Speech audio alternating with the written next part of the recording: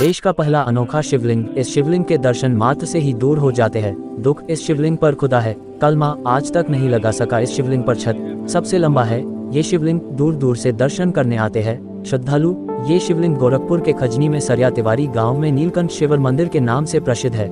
इस गांव के कण कण में है शिव का वास। गांव वालों की माने तो इस गांव में शिव की अति कृपा है। और इस शिव से जुड़ी एक और कथा है। बगल में पोखरा, जिस पोखरे में नहाते मात्र ही दूर हो जाते हैं असाध्य रोग। देखिए इंडिया लाइव की एक खास रिपोर्ट। शिव वाला गांव। कहते हैं समय समय पर भगवान भूले कुछ ऐसा करते रहते हैं जिससे लोगों को उनके होने का एहसास होता रहे। अगर आपको हमारी बातों पर यकीन नहीं तो आप खुद देखिए ये इंडिया लाइव पर सरिया तिवारी गांव के नीलकंठ शिव मंदिर के अद्भुत शिवलिंग को। इस शिवलिंग के दर्शन के लिए हिंदू भी और मुस्लिम भी दूर दराज से आते हैं। अब आप कहेंगे कि शिवलिंग के दर्शन के लिए मुस्लिम क्यों आएंगे, तो उसके लिए आपको थोड़ा इंतजार करना पड़ेगा। हम आपको बताएंगे कि जिस तरह से ये शिवलिंग हिंदुओं के लिए खास है, उसी तरह से मुस्लिमों के लिए भी खास है। इस समय जब पूरे देश में सावन के महीने में लोग शिव में हो गए हैं, वहीं एक ऐसी भी जगह है जहां पर शिव मुस्लिमों के भी आराध्य हैं। जी हाँ, गोरखपुर के पास जगदीशपुर गांव में एक ऐसा स्वयंभू शिवलिंग है जो हिंदुओं के साथ मुस्लिमों के लिए भी उतना ही पूजनीय है। इस शिवलिंग पर खुदा है एक कलमा, जिसके बारे में बताया जाता है कि महमूद गजनवी ने इस शिवलिंग को तोड़ने की बहुत कोशिश की, पर न टूटने पर इस पर उर्दू में ला इलाहा इल्लल्लाह मुहम्मदुर रसूल अल्लाह लिखवा दिया ताकि हिंदू इसे न पूजे। पर तब से आज तक इस शिवलिंग की महत्ता और बढ़ती गई और हर साल सावन के महीने में यहाँ पर हजारों भक्तों द्वारा पूजा अर्चना किया जाता है। बुढ़हवा पोखरा के नाम से प्रसिद्ध है। यहाँ के बगल से एक बहुत पहले राजा, उनका नाम तो हमको याद नहीं है, कि गुजर रहे थे, उनको शौच लगी और पोखरे में बहुत थोड़ा मटमैला पानी था और शौच से निवृत्ति के लिए वहाँ पानी छूने के लिए गए तो उनको कोढ़ था और कोढ़ पानी का स्पर्श मात्र से ही वो समाप्त हो गया। और उसके बाद वो राजा आकर के इस पोखरे की बहुत अच्छी तरीके से खुदाई किए और तब से यह चारों तरफ क्षेत्र में जो भी चर्म रोग से संबंधित लोग होते हैं यहाँ पोखरे में आकर के स्नान करते हैं।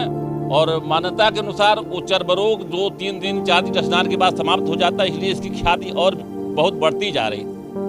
और मंदिर के वहाँ भी एक कुड़ेश्वर नाथ महादेव का मंदिर है और उस पोखरे की खुदाई के बाद बहुत सारी प्राचीन मूर्तियाँ जो सूर्य से लेकर के तमाम और मूर्तियाँ जो हैं वो निकली थी, वो हमारे गाँव में संरक्षित है, सुरक्षित है। यही उस पोखरे का महत्व है, इस गाँव का महत्व है। इसके बारे में मालूम नहीं है। प्राचीन काल से ही है, मतलब निकले हुए हैं जमीन से। इसको नहीं बहुत आस्था है इसका, तो बहुत आस्था जी। हम हमारा तो हमारे पिताजी उनके सब लोग बताते हैं इस माननीय प्रधानमंत्री जी को इस मंदिर के मैंने कई जगह पर इस मंदिर के ऐतिहासिक महत्व की पुष्टि के लिए कि इसका पुरातत्व विभाग द्वारा एक सर्वे करा लिया जाए। कम से कम यूरेनियम कोटिंग करा ली जाएगी तो भी पता चल जाएगा कि मंदिर कितना पुराना है। लेकिन यहाँ लोकल स्तर पर कई जगहों पर प्रयास करने के बाद जब नहीं हुआ तो मैंने माननीय प्रधानमंत्री जी को 2019 में एक पत्र लिखा था और जिसके संदर्भ में पुरातत्व विभाग की टीम सारनाथ सर्किल की एक अनिल सिंह हैं, उनके वो आए थे और 2 लोग और आए थे गांव में इस मंदिर पोखरे पर। और गांव में जो मूर्तियां पोखरे से की खुदाई में बरामद हुई उसको देखे थे और उन्होंने अपनी report senior archaeologist doctor Neeraj Sinha हैं, वो बताए कि हमने उनको दे दिया। मैंने कई बार प्रयास किया इसके लिए कि इसके पुरातात्विक महत्व का पता चल जाए कि ये कैसे क्या है। और जैसा हम लोगों की मान्यता है, हमारा गाँव जिस प्रकार की व्यवस्था में रहता है, जिस प्रकार की संस्कृति और सभ्यता है, तो हम लोगों का ये पूरा विश्वास है कि किसी ना किसी सभ्यता और संस्कृति से ये गांव जुड़ा हुआ है, जिसके फलस्वरूप हमारी सभ्यता, संस्कृति, रहन सहन और बहुत सारी चीज़ें एक अलग तरह से परिलक्षित होती हैं। बाकी मुख्यमंत्री जी को भी मैंने पत्र दिया था और उनकी कृपा से पर्यटन विभाग को निर्देश हुआ था। पर्यटन विभाग ने जिला योजना में इसके सुंदरीकरण का बजट प्रस्तावित किया है और उम्मीद है कि जल्द से जल्द वो बजट आ जाएगा, इसका सुंदरीकरण का काम शुरू हो जाएगा। एक बार मैं आग्रह भी करूंगा कि इसके मंदिर के सुंदरीकरण और ऐतिहासिक महत्व में के पुष्टि के लिए आप मीडिया बंधुओं से और बाकी शासन से भी कि इसका जल्द से जल्द इसका पुरातात्विक सर्वेक्षण हो और इसका जो ऐतिहासिक स्वरूप है वो सबके सामने। जिस तरह से हिंदू दर्शन करने आते हैं उसी तरह मुस्लिम भी दर्शन करने आते हैं। सावन का महीना भगवान महादेव का महीना माना जाता है और मान्यता है कि इस महीने में शिव को मनाना बेहद आसान होता है और उनकी कृपा पानी हो तो सावन के महीने में ही उनकी आराधना से शिव मिल सकते हैं। यूँ तो पूरे देश में हर गांव हर शहर में देवाधिदेव महादेव के शिव मंदिर आपको मिल जाएंगे, पर कुछ ऐसी भी जगहें हैं जहां पर भगवान महादेव के दर पर हिंदू और मुस्लिम दोनों पूरी श्रद्धा से शीश झुकाते हैं। गोरखपुर से 20 किलोमीटर दूर खजनी कस्बे के पास एक गांव है सरिया तिवारी, जहां पर महादेव का एक अनोखा शिवलिंग स्थापित है जिसे झारखंडी शिव कहा जाता है। मान्यता है कि यह शिवलिंग कई 100 वर्ष पुराना है और यहाँ पर इनका स्वयं प्रादुर्भाव हुआ है। लोगों का मानना है कि इतना विशाल शिवलिंग पूरे भारत में सिर्फ यहीं पर है। शिव के इस दरबार में जो भी भक्त आकर श्रद्धा से बाबा से कामना करता है उसे भगवान शिव जरूर पूरी करते हैं। ऐसे ही एक श्रद्धालु जोड़ा आज इस अनोखे शिवलिंग में दोबारा आया हुआ है जिसकी मनोकामना बाबा भोले ने पूरी की है। अरुण कुमार पांडे आज रुद्राभिषेक अपनी पत्नी के साथ करा रहे थे।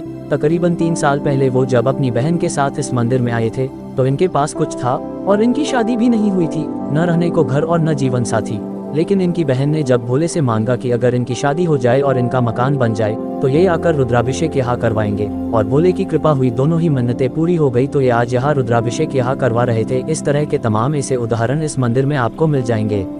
ये शिवलिंग सिर्फ हिंदुओं के ही लिए नहीं बल्कि मुस्लिमों के लिए भी अकीदत का केंद्र है, क्योंकि इस पर खुदा है मुस्लिमों का पवित्र शब्द कलमा, उर्दू में ला इलाहा इल्लल्लाह मुहम्मदुर रसूल अल्लाह लिखे इस शिवलिंग के बारे में बताया जाता है कि जब महमूद गजनवी ने भारत पर आक्रमण किया और पूरे देश के मंदिरों को लूटता और तबाह करता इस गांव में आया तो उसने और उसकी सेना ने इस शिवलिंग को भी उखाड़ फेंकना चाहा और इसे नष्ट करना चाहा, पर उसकी लाख कोशिशों के बाद भी इस शिवलिंग को गजनवी हटा नहीं पाया।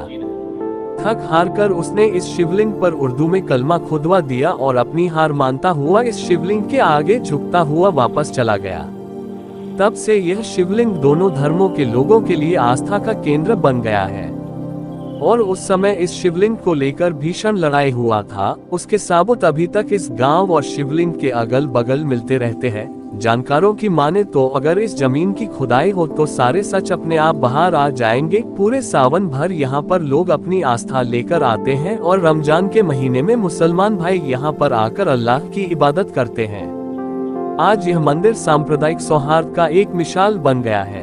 यहाँ के पुजारी उमाशंकर की माने तो वो पूरे सावन भर मज जल पर भी जीवित रहते हैं और तकरीबन 18 साल से वो अन्य त्याग चुके हैं, केवल फल फूल पर ही अपना जीवन काट रहे हैं।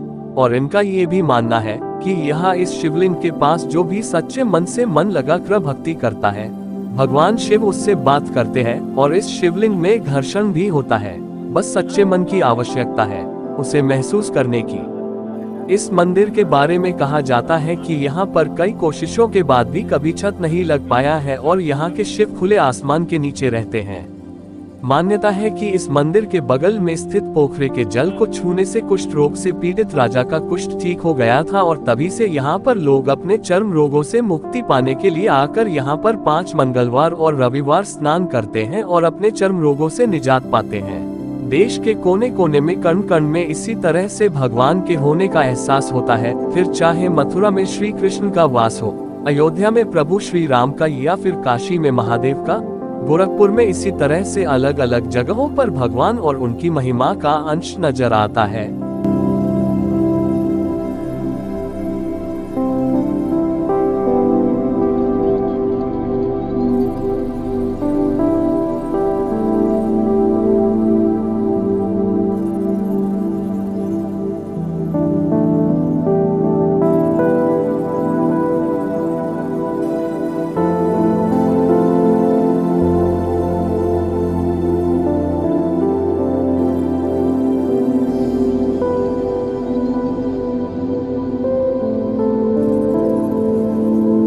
उन्हीं में से एक खजनी का परसा तिवारी गांव, जहां भगवान शिव की अति कृपा है। यही वजह है कि यहाँ इस गांव में यहाँ के लोगों पर किसी तरह की कोई परेशानी नहीं आती है और यहाँ के लोग हमेशा खुश रहते हैं। इस अनोखे शिवलिंग पर आज तक छत नहीं लग सका है। जब भी यहाँ छत लगवाने की सोचा जाता, छत लगाया जाता, अगले दिन सुबह वो छत गिरा हुआ रहता और इसी के सामने सड़क उस पार एक पोखरा ताल जिसमें नहाने मात्र से दूर होती है जाती सारी बीमारी। बहुत प्राचीन मान्यता है, चर्म रोग से ही ज़्यादा रिलेटेड है। मान्यता है कि अगल बगल के 10-20 कोस के लोग यहाँ पर आकर के और इस पोखरे से में अपने चर्म रोग से संबंधित निरोग होने के लिए आते हैं। और यहाँ से एक डोम राजा बगल से गुजर रहा था, बहुत प्राचीन बात है। और उसको शौच लगी तो जब यहाँ पर हल्का फुल्का जल दिखाई दिया दूर से, तो यहाँ पर आकर के शौच की निवृत्ति किया। और शौच की निवृत्ति के बाद जब हाथ में जो कुष्ठ रोग था उनके, वो धीरे धीरे अच्छा होने लगा, तो वो लौट कर अपने घर से आया और पोखरे की 7 एकड़ में इतनी लंबी खुदाई करवाए। और धीरे धीरे ये पोखरा पुनहमा पोखरा के नाम से इसका ख्याति बढ़ता गया। तो इसका मूल उद्देश्य तो यही है कि चर्म रोग, और पहले जब हमारे यहाँ जल का स्रोत ज़्यादा नहीं था तो गांव के लोग आकर के यहाँ पानी पी ले जाते थे, पीते थे। जो पुराने दाल जो है गलाने के लिए इस पानी का उपयोग किया जाता था। इस पोखरे की महत्ता यह है कि यहीं से गोगारा नाला का यहीं से जो है स्रोत है, यहीं से उधर से स्रोत जो है आगे जाकर के आगे मिल जाता है गोगारा नाला का। और इसी हमारे बगल में इसी पोखरे से ही एक पुणेश्वर महादेव की स्थापना कराई गई है जो उस किनारे पर है। और तमाम ऐसे असाध्य रोगों से इस जल में प्रवेश करने मात्र नष्ट हो जाता है, ऐसा यहाँ का मानना है। यहाँ के लोग मानते हैं कि भगवान शिव इस जगह पर शिवरात्रि और सावन में आकर अपने सभी भक्तों के कष्टों को हरते हैं और उनकी मुरादों को भी पूरी करते हैं। शिव का ये दरबार अपने हर भक्त के लिए खुला है। यहाँ पर जाति और धर्म का सारी दीवारें आकर टूट जाती हैं और शेष रह जाती है सिर्फ भक्ति की शक्ति, जिसमें डूबने वाला भले ही हिंदू हो या फिर मुस्लिम, सबकी कामनाओं को नीलकंठ शिवर मंदिर में व्याप्त बाबा भोले पूरा करते हैं। गोरखपुर से इंडिया लाइव ब्यूरो रिपोर्ट।